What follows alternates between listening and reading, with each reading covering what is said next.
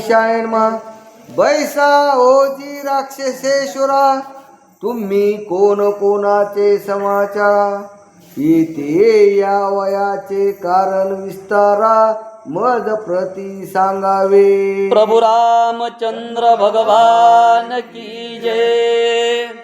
असो ग्रंथकर्ते एकनाथ महाराज या पावन पवित्र असलेली ही प्रभु रामचंद्राची कथा सांगत असताना सांगू लागलेत.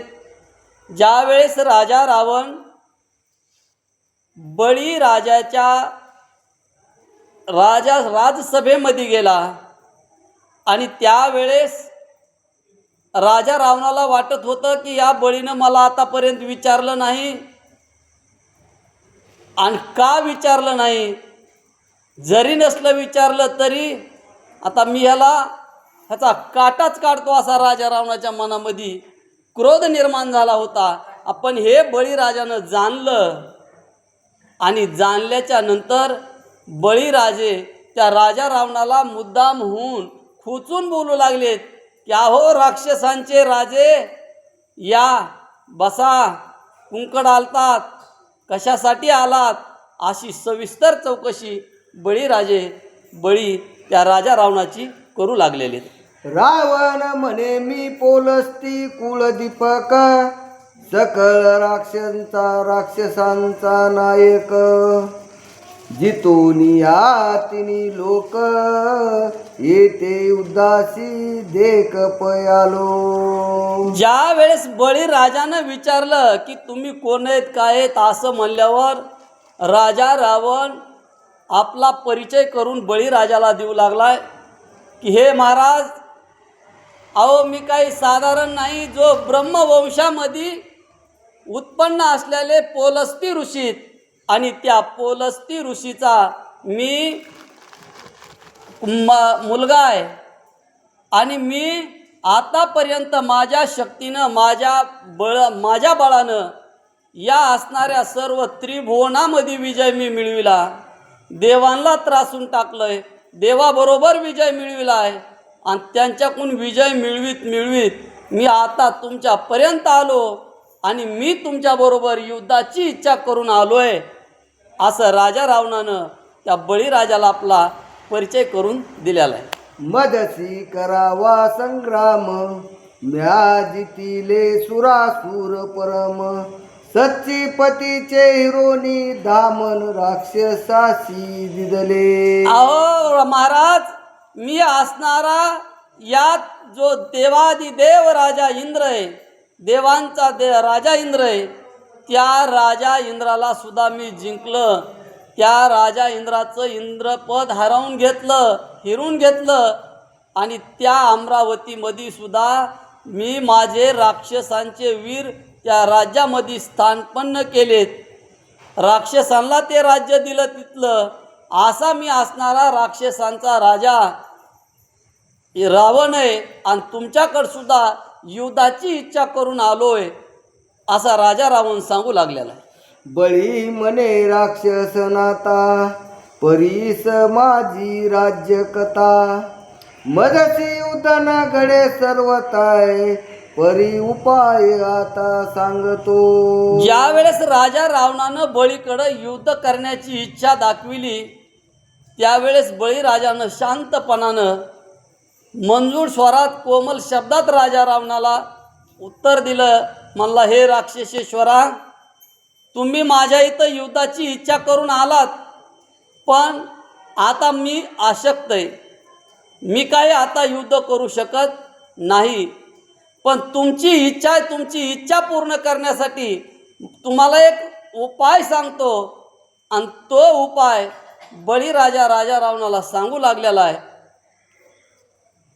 प्रथम द्वारी पुरुष पंचानन तयासी युद्ध करावे आपण येरू म्हणे द्वारपाळ दिन तयासी युद्ध काय करू. ज्यावेळेस मग त्या राजा रावणाची इच्छा बळीराजानं ओळखील ती आणि उपहास करून पुन्हा बळीराजे मुद्दाम होऊन रावणाला सांगू लागले की हे राक्षसेश्वरा, ऐक, तुझ्या मनामध्ये युद्ध करण्याची इच्छा आहे, पण माझ्याकडे एक असा माणूस आहे की जो या असणाऱ्या त्रिभुवनामध्ये जेवढे माणसं आहेत आणि त्या माणसामध्ये शिरोमणी असलेला जसा जंगलामध्ये जंगलाचा राजा सिंह आहे तसा असणारा माझा या मानव रूपामध्ये सिंह असलेला माझा पहिल्या द्वारामध्ये जो द्वारपाळ आहे तो सिंहासारखा आहे आणि त्या सिंहासारख्या असलेल्या द्वारपाळाकडे तू जा आणि त्याच्याबरोबर युद्ध कर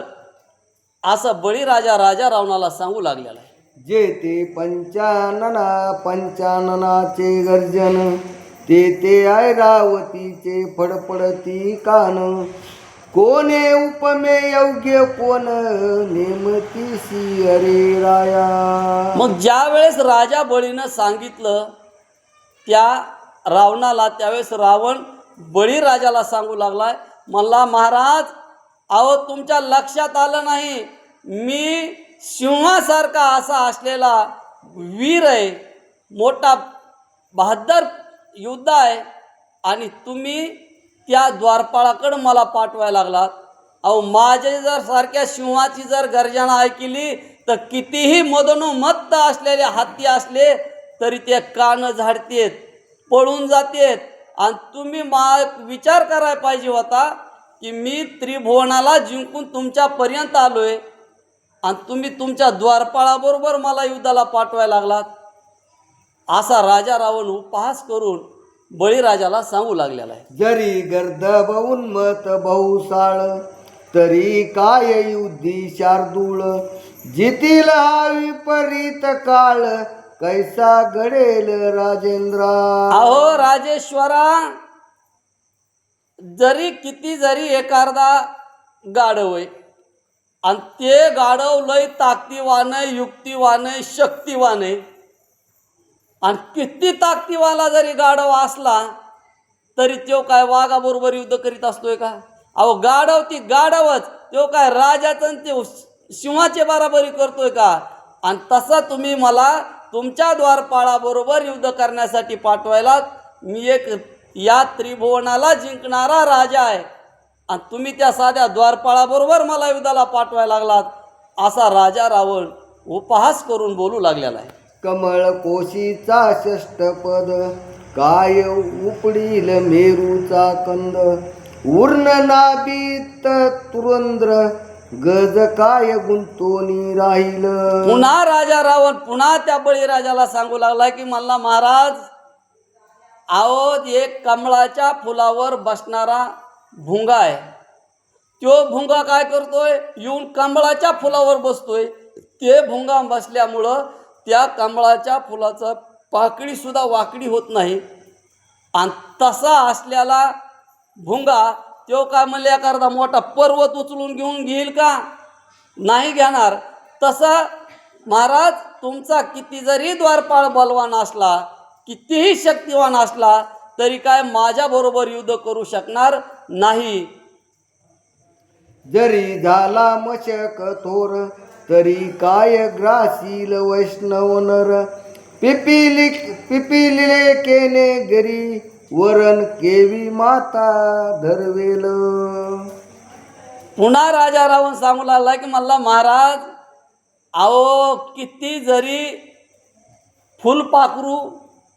फुलपाखरू येतं दिवा बघितला की त्याच्या मनामध्ये ते दिवा सलतोय त्याच्या डोळ्यातच सलतोय. ते म्हणतंय मी आता जाऊन हे दिवा इजविणार आहे आणि इथं अंधार करणार आहे. मग असा किती जरी फुलपाखरू माजलेला असलं तरी पण ते जाऊन काय म्हणले एखादा बारका जाळ इजू शकतंय का कधीच इजू शकत नाही.